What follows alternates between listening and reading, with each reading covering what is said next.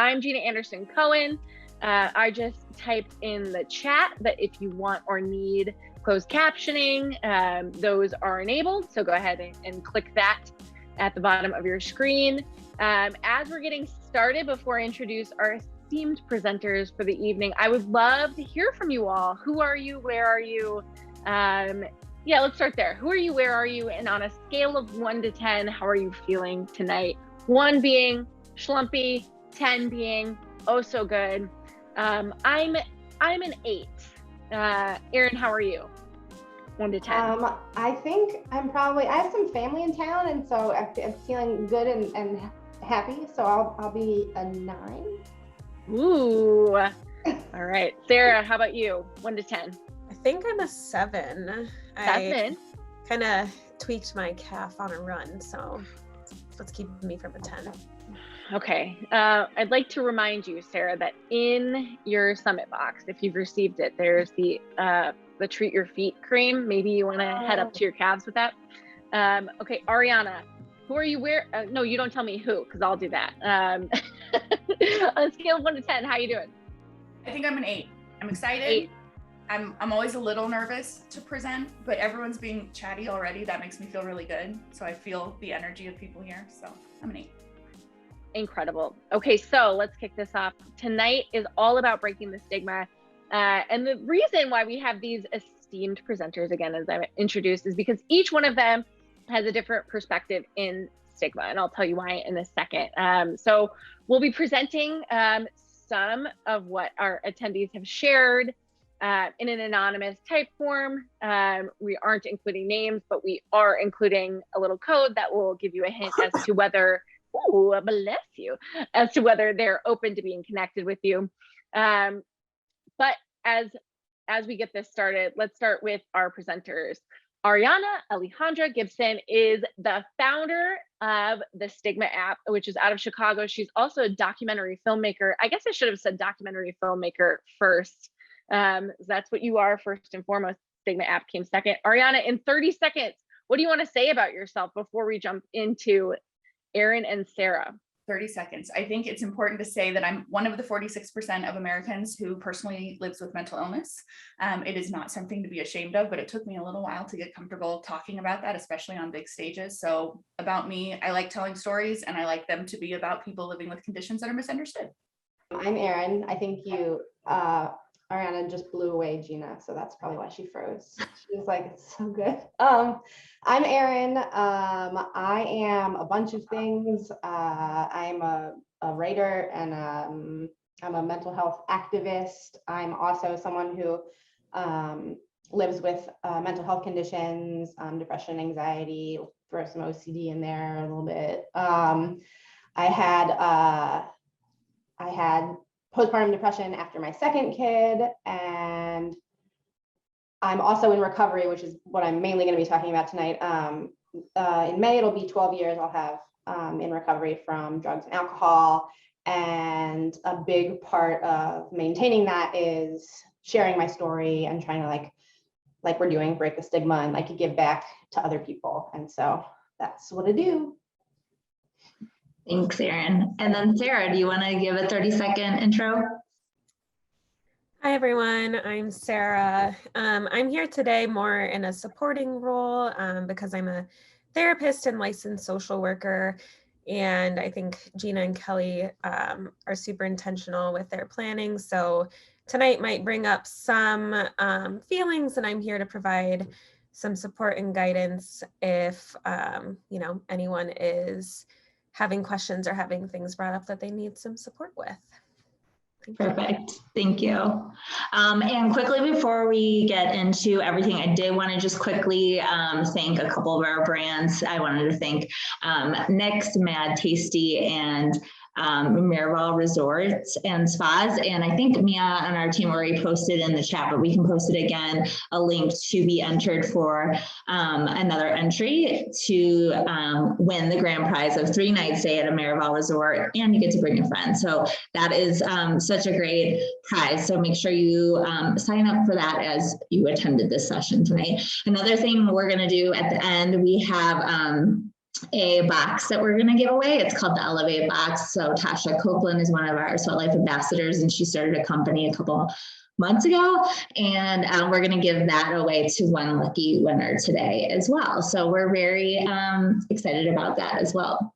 All right, are we ready to get into this? So these are some faces of people that I call Stigma Heroes. I call people who talk about their mental health heroes because we live in a world that tells us that we need to normalize conversations about mental health, and then offers us very few safe spaces to actually do that. So I decided to create one. A little more about me is that I was born in Costa Rica to a father with schizophrenia, and schizophrenia is a serious mental illness, and it is one that a lot of people are very afraid of. If you haven't seen it, there is a story that I recommend everyone watch. It's a TED Talk called The Danger of a Single Story by Chimamanda Adichie. But the idea behind this is that we all know the power of storytelling. Stories are incredibly powerful, and they've existed since the beginning of time. But when who the story is told by and how often it's told, and if it is only told one time in a certain way, can be really dangerous. So I often talk about the idea that we can't blame people for basing their experiences on, or their perspectives on things, on their lived experience and the stories they consume. And what I like to say is that when I was younger, the only stories you could consume about schizophrenia were on Law and Order and the evening news. And I say it as a joke, but it's actually really true. And the unfortunate thing is that they're really grossly misrepresentative of the lived experience of someone with schizophrenia. So where people would hear that word and think of a criminal that they saw in a character who might be talking to himself on the street or hurting people. This is what I saw. This is my dad in Costa Rica. I was born there. We moved to the States. He lived with his parents until they passed away. He is one of the most brilliant men I've ever met, but I've never known an experience in my life of living without the stigma of mental illness being in my world and feeling it pretty viscerally. As a young person, when I talked about him, I remember people's eyes getting really wide, or they would change the subject or look away, and it made them uncomfortable, so it made me uncomfortable. And so what I did was just stop talking about it. I didn't talk about him at all. I had friends from high school who in college said, I don't know that I've ever heard you say the word dad.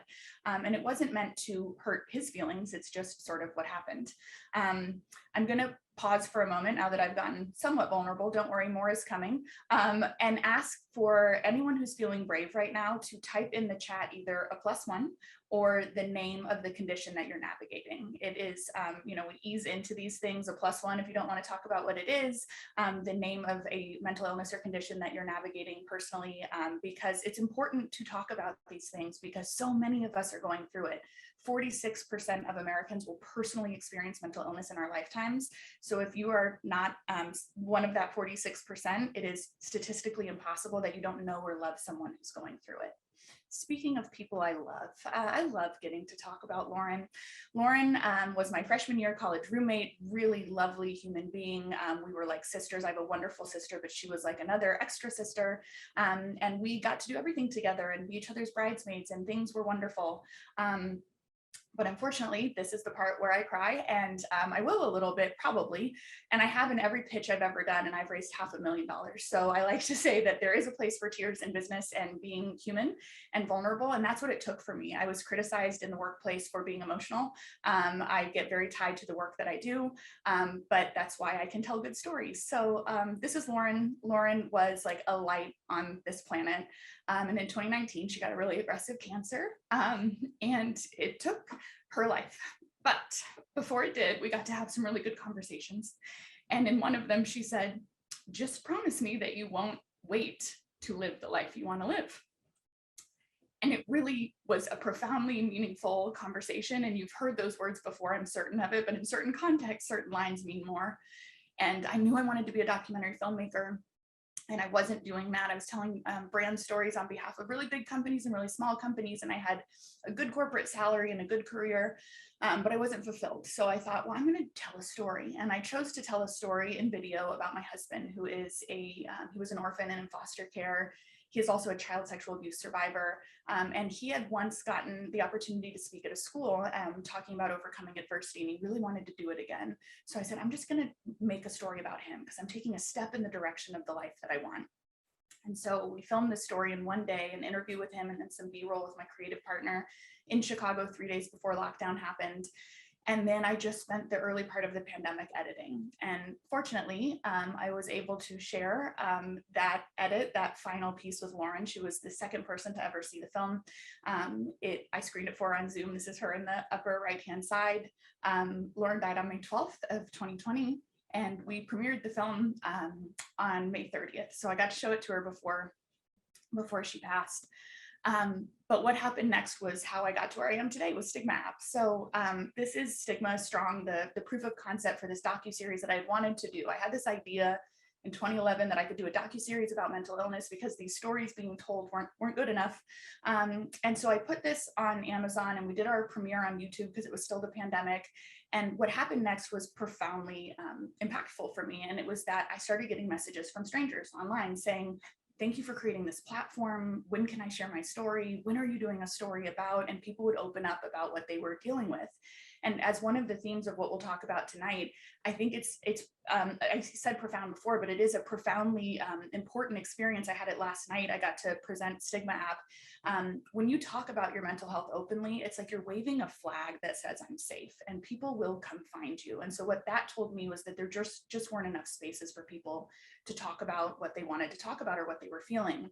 My husband was getting messages that were even more intense and emotional. He was getting messages from total strangers saying, I can't believe you talked about it. It was men in their 40s, 50s, and 60s that were total strangers on LinkedIn sending him messages saying, I was also sexually abused and I've never told anyone until now. And every time I tell that story, I get goosebumps on my arms because I remember how when that started happening, I thought I have to build something that facilitates this type of connection, because it's so hard to find someone who's been through what you've been through. So maybe another +1, if people are open to it in the chat, of have you ever been through something that is really difficult and it feels rare, and then you meet someone and they say the same thing happened to me, and you kind of are like, are they telling the truth? Did someone tell them about me?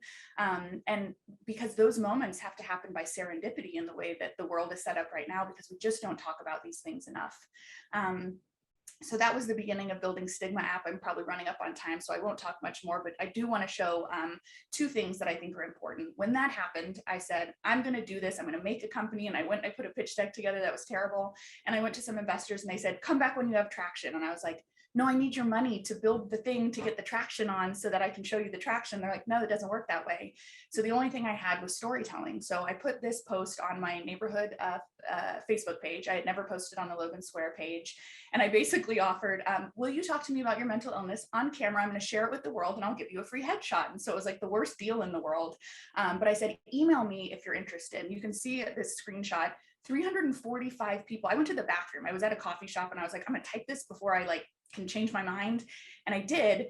And 345 people engaged with it. When I came back, there were people tagging their friends and saying, Britt, you should do this. And 50 people emailed me in 24 hours. So that was the beginning of building this platform. I hosted what I called a mental health pop-up.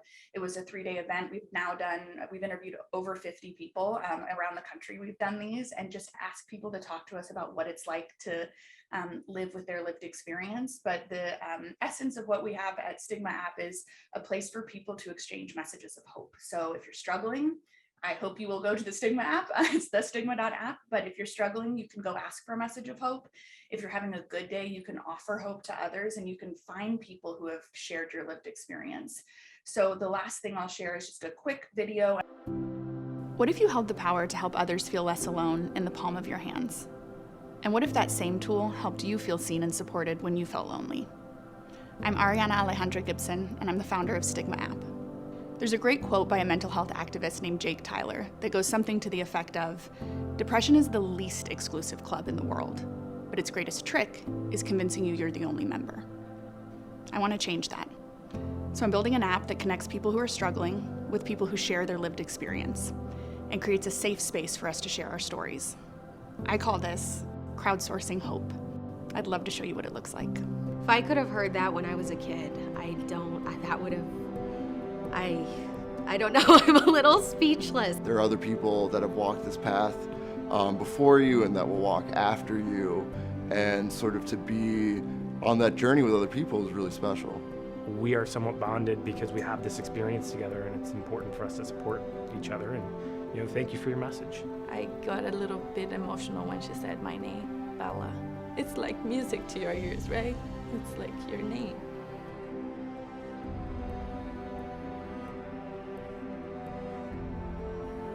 Sometimes all it takes to make someone feel seen is to share our stories, to prove that they're not alone. And when we do so from a hopeful place, we give them living proof that even if they're feeling low, they are not always going to feel this way. So if you are watching this and you're struggling, you are not alone. Yeah, an app like this would have helped.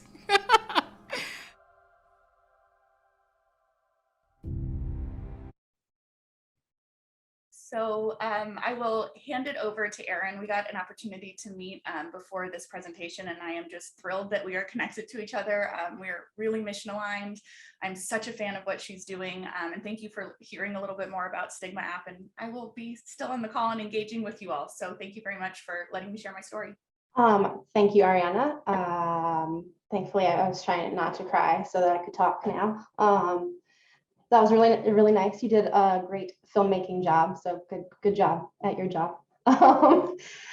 And yeah, like you said, we met before this presentation, and you know, I learned about what you do and you learned about what I do, and it's very, very similar. And I think it's also like a great example of, just like we're here to talk about sharing about things that to help break the stigma. It's kind of like I would have never known you were doing this, and you would have never known that I was doing this if we, again, like didn't talk about it and like share it. And it's just one more example of like not being alone and just being able to like feel seen and like kind of validated by somebody. So about me, I right now I'm in North Carolina, and we moved here. My family and I moved here 2 years ago. We were in Chicago, and that's how I know all of you fine friends. We were in Chicago, and then the pandemic happened, and I had one son, and then I was pregnant again, and we were in a 1-bedroom, and then, as you know, the city shut down, and then you can't, like, it's a great city until it shuts down, and then you're like, what do I do? Do I just sit in my house? So we ended up moving back to the East Coast, and now we are in North Carolina. And so I can talk about a whole range of things associated with mental illness and mental health. And I think the biggest one, and the thing that kind of changed my perspective about being open and sharing about things, was when I got into recovery. So I think that's probably the most relevant and kind of changed the way I approached all of these things that people try to like keep in the shadows. So I'm going to go over kind of that journey, and then what I've kind of done since then. And then you guys were given a chance to anonymously share some things through the email. We have some of those, and I'm gonna go through some of those after I'm done with everything. And you guys can either offer to connect with somebody or empathize or something. I think Gina's gonna come back on and kind of explain that after I'm done with that. But so I was a ordinary kid. And that's one of the things that really got me wanting to talk about recovery and addiction once I got into recovery, because I think a lot of people, that may have changed now with the opioid epidemic going on, and everyone seems to know somebody who's affected in some way. But at the time, so it was almost 12 years ago, I think if you thought about like a drug addict, you have those stereotypical images of like a criminal, somebody homeless, or like living under a bridge or something. And I was very much not that picture, but I was still very much an addict, alcoholic, all kinds of nonsense. So I was a normal kid. I got really good grades. I was kind of a perfectionist, type A personality. I didn't drink or do any drugs until I got into college. And then when I was there, I found out that my boyfriend at the time was smoking marijuana. And I was like, that's it, we're done. This is absurd. This goes against everything that I believe in. And a lot of people were like, what's the big deal? I don't understand. Like, they were able, and I watched them, and they were able to like drink and party and do drugs and still get to classes and get their work done. And I was like, oh, maybe like everything I thought about this was not correct. And so that's how I started. And I think I quickly realized that I was not like the other people. I felt like once I went to party and once I started drinking, I could not stop until I like passed out. I wasn't someone who could go and have like a couple drinks and then be done and then not drink the rest of the night. I was very confused by those people. And so I ended up, and then in college, you know, like there's a lot of new experiences. And so then I was like, oh, there's these drugs here and these drugs here. I'm just going to try everything and we're going to see, you know, how it goes. And I was in denial about it for a long time, that I used those substances different than other people, because I was just saying like, oh, I'm in college, this is what people do, and they party and they like rebel and then they get their life on track. And I was still able to do that. I graduated college in 3 years and I applied to pharmacy school. I got accepted into pharmacy school because I was working at a pharmacy since I was in high school and all throughout college. And so then I decided like, hey, I want to go pursue this as a career. So I was able to maintain these two very separate lives, and there wasn't any problems for me yet. But I knew like in the back of my mind that something was different, something was wrong, but I was not willing to like focus on it or do anything about it. And so I ended up moving out and living on my own to go to pharmacy school. And that is, I think, when things really kind of went off the deep end, because I was in a new place. I'm an introvert. I did not like making new friends. So I had no friends. I was about 2 hours away from my family. So I didn't have to worry about like being around them and trying to like keep up appearances. And then I was alone and I was by myself, and I was kind of terrified and didn't know how to deal with any of those emotions, because it wasn't something growing up that we talked about or that I learned about. And so I didn't know how to ask for help. I didn't really even know how to identify what was going on with me.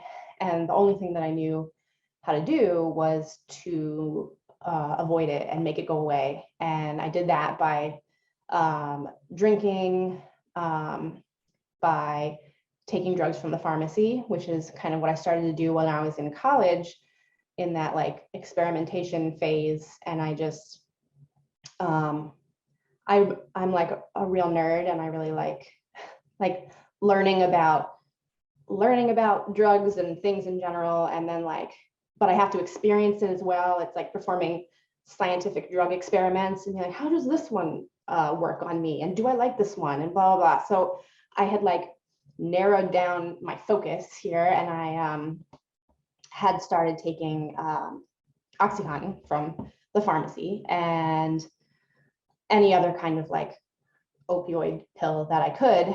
And at this point, I had worked there so long that I was an assistant manager, and I like had keys to the store, and I knew the computer system in and out, and it was an independent pharmacy. So we weren't like looked over like a big chain pharmacy would be. And so I was very easily able to go in and manipulate the counts of drugs and things like that. And I was very, very good at wearing that mask and pretending like everything was fine, and then going home and living in this like miserable hell that I created for myself that I didn't know how to get out of, and I didn't know how to make it any better.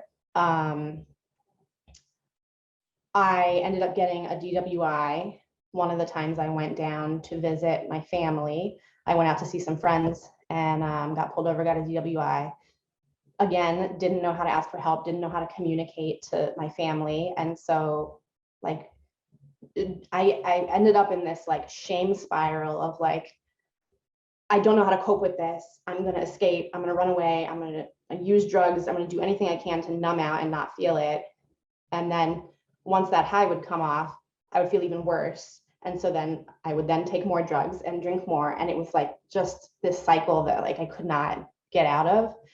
And I got probation for my DWI, but I was like, yes, I clearly have a drinking problem. And I had to go to some court ordered classes. And then I went there and I was like, these people are pathetic and I am so much better than this. And they just, I rationalized everything because I was like, I got pulled over because I didn't have a front license plate on my car. And so I was like, it's not because I was a bad drunk driver. It was because I just didn't have a license plate.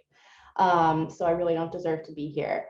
But the thing is that they would then give us random breathalyzer tests when we went there. So I was like, well, I can't drink anymore, but I obviously can't function like a normal human being. So my use of pills started to increase even more. And I would randomly go home on the weekends sometimes and work back at that pharmacy to make some extra money. And so I wasn't there all the time. And apparently, one of the times I was not there, the state comes and they do random inspections of your inventory of drugs, usually the controlled substances, to make sure that like the amount that you've ordered and the amount you have on hand are the same. And they found a huge discrepancy between numbers. And since I wasn't there, the people who were working were told, like, don't mention anything to her, don't say that anybody came in. And so of course, the next time I went in, I left with an entire bottle and then got a call from the sheriff's office that they wanted to talk to me about some thefts that were going on. And it was like one of the worst feelings that I've ever felt in my life. It was just my stomach dropped. I was just sick because I actually got the call. I was working at home, so I went to go stay at home with my family. I get the call while I'm at home with my family. Nobody knows like what's going on in my life at all. And I have to just pretend to be like, oh yeah, okay, I'll come in, you know, like on Monday. And it was chaotic. I went in and I denied the entire thing. And then found out that the police can lie to you and they can say kind of whatever they want. And I was told that if I took the bottle, I would only be charged with the cost that it was to the pharmacy, which would be a misdemeanor.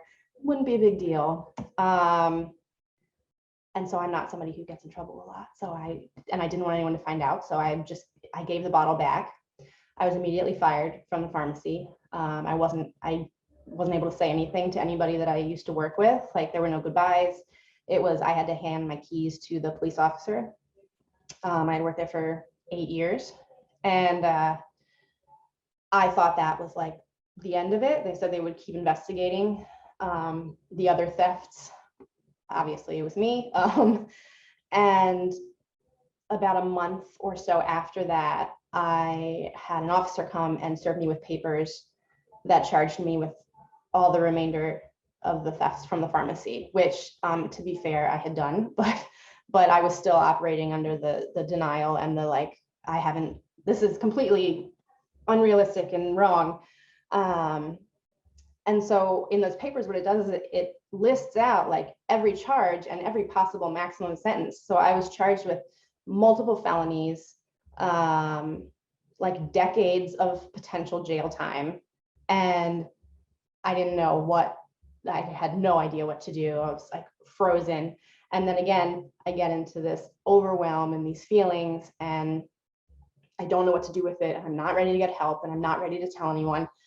So then my drinking and my using just escalated. From there, I now no longer had a job. So I didn't have access to the free, very expensive medication if you buy it on the street. I ended up finding someone I used to go to school with who sold them. And I quickly realized that I was not going to be able to afford this habit at all with the amount that I was doing. And so something I thought that I would never do would be to switch from pills to heroin. Now, mind you, I told you I had no friends. I was living somewhere where I didn't know anyone. But I was 90 minutes away from Baltimore and I loved The Wire, and I was like, hey, they got a lot of heroin in Baltimore. So I got the idea, I'm just going to drive there and I'm just going to ask people where I can get it. And so, like, this is my life now. I just get in the car, I drive to Baltimore, I drive around, I look for random people and I ask them if they know where I can get heroin. And it worked, and I found it. And so I went home, and then that was my life for the next like 3 months. I had found somebody that I would like reliably go and meet up with, and then he would buy me heroin. I would give him money so he could buy crack. It was like, this was my life. And I also used the knowledge that I had from pharmacy school to know how, and the internet is great for many things. Taught myself how to shoot heroin by myself. It's like, I would 100%, if that was my life today, be dead because of just everything that's going on with the types of drugs that are like in the market now. And nobody knew. It's a very, very, very lonely place. And of course, now I'm using drugs that have such a high physical dependence. So if I'm trying to like save face and keep up appearances, even if I wanted to, like, I can't stop because it's like very evident. I'll go into withdrawals, I'll be sick, you know? So I was like stuck, and it was kind of in this point where like, I wasn't getting high anymore. It was just so that I wouldn't get sick. I was using, and you know, it just, every day I woke up and I was like, okay, this is life again. And it was really, it was a horrible, horrible time. And I decided that this was not where my life was supposed to go. I finally one day decided that I needed to make a decision, which path I was going to go. Like, this was going to come out that I had been arrested. People were going to find out. This was a very big deal. And so I like decided that I finally needed to like get help, which was extremely hard and difficult. And I started calling rehabs in my area, and I called one, and they told me that they wanted me to bring somebody with me, so that, because they were going to give me some like medication, and if they wanted them to drive me home in case there was any reaction or anything. And I said, you know, I don't have anyone here. And then I just hung up the phone, and I was like, okay, sweet, I don't have to go to rehab. That was a sign. This is amazing. And they called me back a little while later, and they said, you know what, we just want you to come. And so, oh, now I'm gonna cry. So I had enough money in my bank account for 1 tank of gas, and that was it. That was all the money that I had. And so then I took that as a sign, and I said, okay, I'm gonna put gas in the car and I'm gonna go drive to this place. And then that was May 10th, 2010. And I have been clean ever since. And it was a really, it was a tough road, but one of the things that I learned through going to rehab, I went to 12-step meetings. It was a condition of my rehab that I also had to go there, which I again thought was ridiculous, because I was like, I'm already going here. Why do I have to also go to 12-step meetings? It's dumb. But what it did is what we're talking about here, which is it showed me that I wasn't alone. Like, I'm sitting here living by myself in an apartment thinking this is like, I'm the only one that's going through all of these things. I'm the only one doing like awful things, selling things to get money, just like digging this hole deeper and deeper. And then I go and I listen to other people, and I'm absolutely not alone. And there's the stories or the details, the specifics can be different, but the feelings and like the reasons and the actions are all the same. You're like, I can absolutely relate to that 100%. And so part of my recovery and in trying to be a different person than I was before, I decided that whereas before I kept everything inside, I never talked about how I felt, I never asked for help, I had to do the complete opposite. And it was extremely uncomfortable to begin with, but it changed my life and it put me on this road that I'm very, very grateful for. And the more that I talk about things, one, it shows you that you're not alone, because I guarantee you will hear from someone that they have gone through it or they know someone who's gone through it. But it also, it makes it less hard. It may still be hard, but like just voicing those things sometimes just takes the weight off. It makes it a little bit easier to just like get it out of your mouth. And so that was just kind of what I went for. Oh yeah, I went to jail too. I ended up going to my sentencing. I had been clean for 100 days. I went to my sentencing. I was like, this is great. I went to rehab. I'm clean. I'm turning my life around. It's awesome. Like, I don't have a real record. It's going to be fine. And the drug problem in that county was only increasing. And I think that, I mean, granted, my punishment was deserved, but also I think I was being made an example of in the community. And I was given sentenced to a year in jail, restitution, like as much community service as she could give me. I got like a big deal sentence. And so they immediately took me from the courtroom to jail. Like my family was in the courtroom. I had told them by this point. I had friends come from rehab and from recovery meetings to come and testify on my behalf. And I had left my apartment that morning. I had kissed my dog goodbye. I told her I would be back later. And then I was gone for 9 months. I ended up spending there before I got out. And it was just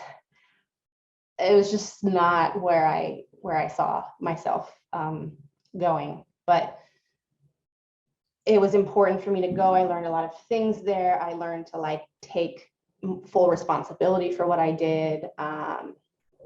And from that experience, I was like, what is my life right now? Like, this is not where I was supposed to be. And so I decided like, I need to find a way to like shift my perspective on this. Because otherwise, like, what did I go through this for? Like, if I don't do anything with this, like, why did it happen? Like, why did I have to deal with all this? And so that's why I decided that I wanted to like give back. And that's why I wanted to start being more vocal and open and talking about the things that are hard, because like I have been there. It's an awful place to feel like so alone and feel like nobody sees you. And I just don't ever want anybody to feel like that again. And so that's why I share the things I share about. And so like from that point on, any kind of like struggle or thing that has gone on, and it's not even really anything that has to be extreme. It's like right now I have 2 small kids, and so like parenting is hard. And so like I share parenting is hard. Like I just share like life, and people were like, oh my God, thank you. And I'm like, why can't we share more about these things? Like it's just the ups and downs of life. Like I was 5 years after I got into recovery, I was formally diagnosed with depression and anxiety. I started on antidepressants, and I was like, and even then at that point, I had this like internalized like self stigma where like, why do you don't need medicine? And like, I'm such like a big advocate for anyone else, even at that time, I'm like, that's great. You're on med, like it helped. That's great. Take medicine, do whatever you need to do to like be better. And I was like, but do you need to do it? And I was like, well, what is this? And so they changed my life, by the way. They were amazing. It made such a huge difference. And so I didn't like that I even had that like self stigma and that questioning about it. Whereas like with anyone else, I'm like, that's totally fine. I don't have no judgment there. And so I just like, I don't know. I just think that it's important to talk about the good and the bad. And I think that it's really hard now also with social media, because there's just this highlight reel that's presented and people want you to think that they're living like their best life, and they're not. It's given me a lot of empathy for other people, to like, not that we don't know what people are going through. And so I guess it's a good segue into our anonymous messaging thing. But I started this weekly series, I guess, on Instagram called Tuesday Truths. And so what I do is I put up a question box on Mondays. And people can anonymously share, just like we're doing with this session, something they just want to like get off their chest, or they just want to talk about. And then on Tuesday, I will randomly share a bunch of those responses. And it's really helped those people. Like, I've gotten messages back from the people who have shared that it just helped them. Like I said, just saying it to somebody, anybody, even if it's anonymously, has been very helpful to them. And there's people then that read them that are like, oh my God, I like totally relate to this, or I thought that I was the only one who felt this way. And then I was getting a lot of these messages, and people were like, oh, I wish I could talk to this person. And so then I kind of amended it to be like, if you want to share something and you're open to like feedback, or you're open to talking about it with somebody, if they connect with it, like put a little asterisk after what you share. And then, so now I've been trying to like connect people who have gone through similar situations. And so I'm just trying to like help people find other people to talk to, because it's just life-changing and it's so important. And so that's what we've kind of asked people to do for this session. And I'm going to share some of those. And I don't know if Gina, if you want to like hop on and tell them about the polling. Yes, Erin and Ariana, incredible. Thank you for sharing. While you're going through your truths, we'll have a poll up, and essentially it's just an opportunity for you all to anonymously share and reply to the folks who have shared these anonymous truths. So you can say that you personally identify with that thing that they've said, or you know someone who's going through or has gone through something similar, or you just feel empathy for them. Those are the three options, because honestly, we're human beings and that's all you get. There's no tonight. And also I'm going to put in the chat as well a type form. Don't jump ahead. But as Erin goes through the slides, you can, if you identify with the truth someone has shared and that person has added an asterisk to their share, you can ask to be connected with them or ask to send them support a la Stigma app. So I'm going to go back on mute, but I will be running the polls as your AV person, unless you want me to stay on camera, Erin. I'm happy to do either. I mean, sure. I like your face, so stay here. Yeah, so I'm going to share my screen, and then I will go through these ones that people have shared, and then you guys can click on that link that Gina shared that'll allow you to either respond or offer empathy or whatever you want to do. And while Erin's grabbing that, I'll let you think and enact, tech. Sarah, perfect. Sarah's here. She'll have resources. If you have one-off questions for her on resources, go ahead and ask her. It is literally what she's here to do, to support you as a member of this community and a mental health professional.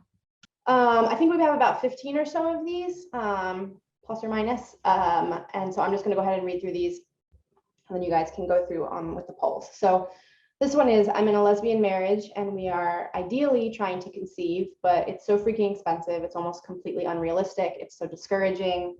You just want to go home and try with your wife and you can't. I always want to respond to these. I'm just going to read them.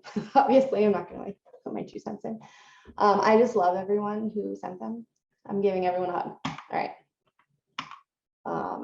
Now I just need to figure out how to go. There we go. I feel as if I'm working so hard, but not seeing the results I want to see. It's making it hard on me because I've been mentally exhausted and needing longer breaks to recharge, but it has made me unmotivated, unorganized, and lazy, even though I'm still working towards reaching my goals. I'm at a breaking point where I just want to quit. So this one has a little asterisk, right? Being unable to help my mom become a legal citizen in the USA. She's been here for 25 plus years and cannot go back to see her mom, son, etc. Before my dad died, we tried and it wasn't approved, and I was their last hope. When I'm done with my work day, I don't have the energy to do anything. I'm getting fat and I often self-isolate with my cats. Cats are great though. IVF, buying a new home and having a sick pet at once. So stressed, and I feel like money is just flying out of the window. I feel so behind in life. I have no savings, no partner, no career, and no plan for my life.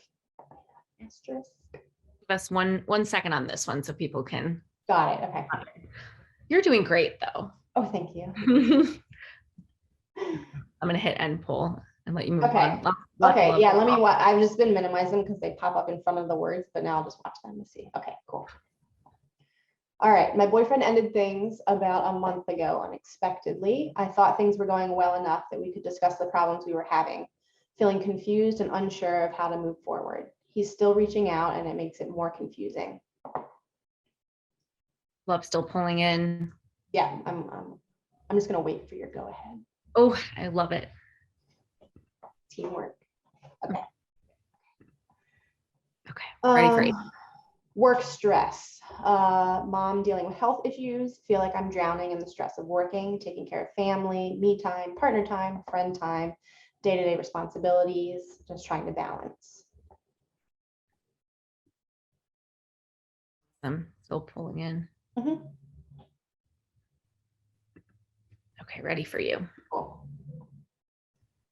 Currently taking a mental health leave of absence from work after fighting with my superintendent over it. He says he doesn't understand mental health.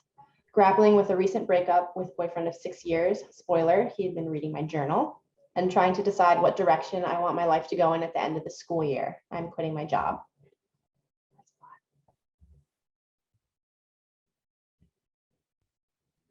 Ooh, love still pulling in. Yeah, I'm good. Are you seeing the results of these? I am. Yeah. So I can see when you stop it. Okay, that's awesome. It's so beautiful just to watch people have empathy and I know it just pops right in. Yeah. Divorced 1019 from verbally abusive husband, bought house, started to feel better about self, then pandemic arrives. Except for a small group of family, most of the time totally isolated, alone. I've worked from home the last 15 plus years, so that wasn't change I needed to adjust. Now we're getting out of the pandemic, feel like there are all kinds of conversations for all people, except I hear nothing about this type of scenario. Oh, sorry. You're good. No sorries in this Zoom. All right, ready. Okay. I'm working through childhood trauma and find it hard to trust and be vulnerable. I can feel alone when I struggle to have close relationships or let people into my life. Little asterisks on this guy. Lots of folks identifying with this one. Mm-hmm. I know Sarah will have resources too. I'm going to hit end. Okay. Ready for you. For the past year to year and a half, I feel like I've been stuck in the same cycle of almosts. Being in the final round of job candidates, but not making the cut. Having a new relationship be going extremely well, only for it to end abruptly and with no real reason. Reaching a fitness weight loss goal, but then completely backtracking, etc. It feels like a perpetual cycle of rejection, and I can't seem to break out of it. Oh, a lot of identify. Mm-hmm. Right. Okay. My partner just left, blindsided me after 20 years of being a friend, 10 dating. Said he has problems, mentality and anxiety, or maybe mentally, and anxiety, and wants to live alone. Nothing I did wrong. This is hard to accept, especially since he never shared his problems with me nor talked about his feelings, just left.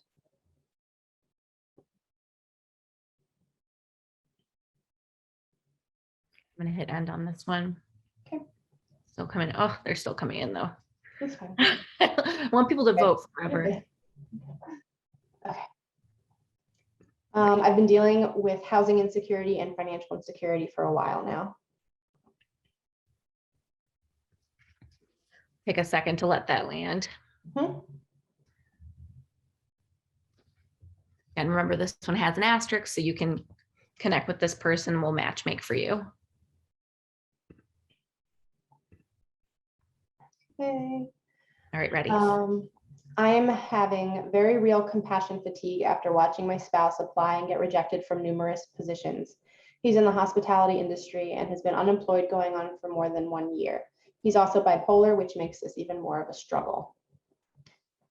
And the asterisk is there. And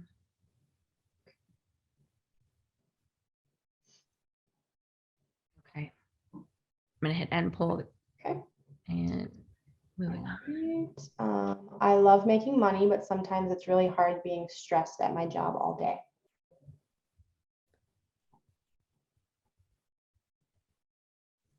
Oh, a lot of identifies. Is there a no stress money job? No, that would be great. Yeah. Everybody quit what you're doing. That's what we'll do next. Yeah. My husband and I have been going through infertility treatment while everyone else we know is having baby after baby.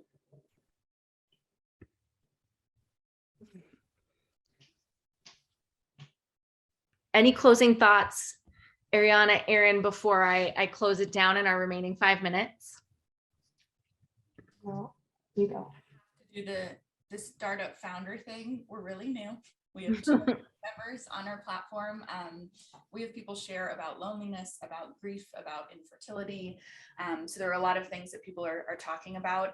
On average, everyone who asks for a message of hope gets over 5 offers of hope. Yesterday, we had a guy talk about not being able to talk about mental health as a man, and he got 8 offers of hope from men and videos. So if anyone is interested, I would be very grateful if you would join, offer someone hope. If you're struggling, please ask. It's thestigma.app. It's a website, so a web app, but I'm really grateful to everyone who's here. I know Friday nights are busy, and it's, for some people you're missing other things, and to be here is really special, I think, for all of us, but probably for Erin and me a lot, because this is what we spend our lives doing. Yeah. So thank you for listening to the stories. And my email is ariana@thestigma.app. So if you have questions, or if there's anything I can do to help anyone who is watching this, I'd love to. Amazing. Yeah. Oh, go ahead, Erin. No, I don't have, no, that was good. Thanks for listening. Yeah. To close it down, I know we've had such an incredible, open, honest conversation about all sorts of things, mental health related, a lot of stigmatized things. Thank you so much to Sarah for being here and offering all of your support in the chat. Sarah has offered to compile a resource after the fact based on questions asked in the chat and what she was sharing. I am 99% sure we can share the transcript. I'm pretty sure we can. Sarah, I also want to just reiterate the reason why we did this, because as we were watching these anonymous and asterisked shares come through, the answer 100% of the time is that you are not alone. There was, I'm going to try really hard not to cry. I might, whatever. In every single case, more than one person identified directly with the statement you said, and or knew someone who is dealing with the same thing. Everybody felt empathy for you. So you are not alone. And no matter what you're going through, there are resources for you. The pandemic made us feel alone. I'm going to pivot into a very hard left turn. Get ready. Get ready. In your summit box, you received, I got to do it, whatever. It was going to happen eventually. You received the Asutra Treat Your Feet cream. I would like to suggest all of us give ourselves a little self-love, a little like foot massage. If you don't have it yet, that is okay. You can do it at any point. Drink some water, take a little walk. We'll actually be back shortly for yoga. You'll be reminded in Slack. It's a lovely way to close the night down. I don't know, scream into a pillow, tell someone you love them, do whatever you need to feel grounded and connected. Maybe take a walk, take your shoes off, put your feet on the earth. Any parting thoughts, Sarah? Yeah, I think just thank you everyone for sharing. And as a therapist, I am humbled to be able to share in these stories with people every day, and know that like everyone's going through something. So that means we're all going through it together. So thank you. All right. offer all of you light and love. This recording obviously will be available afterwards. All of these wonderful experts will be available to you. We'll make sure you have access to them, but we'll see you at yoga in just a few minutes. Thank you, thank you, thank you. And thank you again, Kelly, for picking up the reins when my internet dropped out, which was my fault, because minutes before this started, I said, the internet at this Airbnb has been so reliable. All right. Wait, before we go. Yeah, thank you, Kelly. Sorry, we have a giveaway and I don't want to forget before we leave. Thank you. Tasha Copeland owns the Elevate box, and she was so gracious to donate a box to one of you tonight. So Erin, why don't you pick a number between 1 and 50? 37. Oh boy. Okay. Oh, I'm sorry. No, that's fine. I'm going to do this a different way. Okay. The winner of the Elevate box is Jessica Rubel. Did I see your last name right? I know you, Jessica, but I will connect with you. I know you can't come on mute because we're on Zoom webinar, but you won an Elevate box. Thanks to Tasha for donating that. That was really great. Sorry, I had to come on and add that. Sorry, internet's been dropping out. Kelly's been stepping in. Okay, friends, we'll see you in just a few minutes. We are ending on time and I am proud of us. Mwah. Yeah. Thanks, guys. Thank you, Erin. Thank you, Ariana. Thank you, Sarah.